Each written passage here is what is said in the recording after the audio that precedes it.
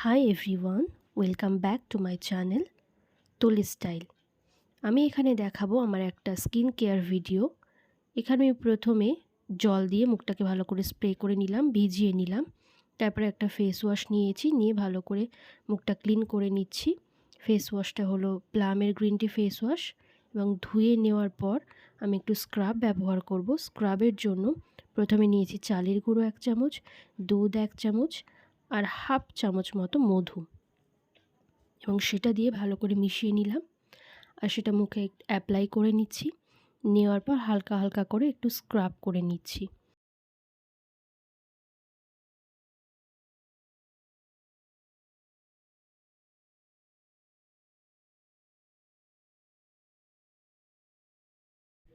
নাকটা আমি একটু বেশি বেশি করে স্ক্রাব করছি, কারণ নাকের কাছটাতে হোয়াইট হেডস ব্ল্যাক হেডস থাকে, সেই জন্য নাকের কাছটা আমি একটু বেশি করেই করলাম। আর চোখের চারপাশে কিন্তু করা যাবে না, ঠিক আছে? আর তারপর আমি মুখটা ধুয়ে নিলাম।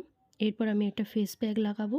ফেস প্যাকের জন্য প্রথমে নিলাম বেসন, তারপরে হলুদ, তারপরে নিলাম 1 চামচ দুধ। হলুদটা কিন্তু খুবই অল্প নিয়েছি। এখানে একটা কথা বলি, আমরা যে রান্নায় যে হলুদটা ব্যবহার করি সেটাই কিন্তু আমরা ফেস প্যাকের জন্য ব্যবহার করব না। আমি এখানে ব্যবহার করেছি কস্তুরি হলদি। রান্নার হলুদে কি হয়, আর্টিফিশিয়াল কালার দেওয়া থাকে, সেটা কিন্তু স্কিনের জন্য খুবই ক্ষতিকর। সেই জন্য, আর তোমরা যদি চাও তাহলে কাঁচা হলুদের রস এখানে ব্যবহার করতে পারো। তো ফেস প্যাকটাকে আমি ভালো করে মুখের চারদিকে লাগিয়ে নিচ্ছি, পুরো মুখটাতেই আর কি লাগিয়ে নিচ্ছি। নেওয়ার পর 10 মিনিট আমি রাখবো এটাকে, এবং তারপর ধুয়ে দেব।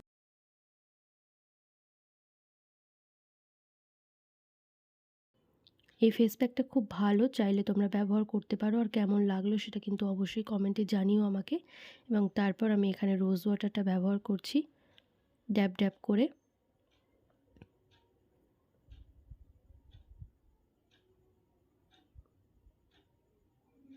তারপরে আমি ফেস ময়শ্চারাইজার হিসেবে অ্যালোভেরা জেলটাই ব্যবহার করি।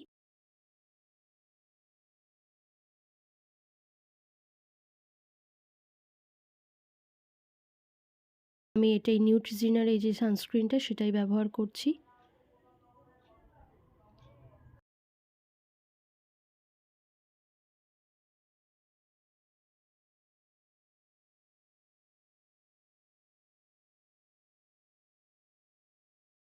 এবং গলাটা ভুললে চলবে না অবশ্যই।